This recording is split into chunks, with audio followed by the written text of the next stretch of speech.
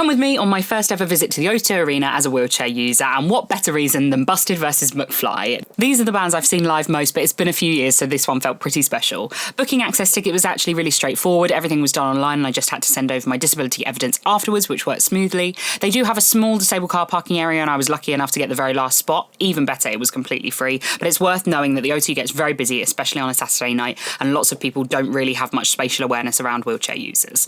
Once we were inside, the staff were brilliant, really friendly and helpful. Our seats were first come, first serve, which I was a bit nervous about, but all the wheelchair spaces are in one long row along the back of the arena, so every spot actually had a good view, and there was no worrying about being stuck behind someone. Drinks inside the arena were extortionate, and you're not allowed to bring in outdoor food and drink, which makes things tricky for people with specific needs. They do make medical exemptions if you need to bring your own water and snacks though, so it's worth mentioning when you arrive. The accessible toilets were big and easy to get to, and they even have a changing places toilet too, so definitely a plus for such a big venue. The show itself was amazing. I've seen Mcfly and Busted plenty of times over the years, but seeing them together again in such an iconic venue was unreal. Sally and I sang our hearts out the whole night. Overall, my first time at the O2 as a wheelchair user was surprisingly good. It felt accessible, the view was great, and the staff made it really easy. Let me know in the comments if you've been to the O2 recently and how you found it, or if you want me to review another big music venue. And most importantly, are you Team Busted or Team Mcfly?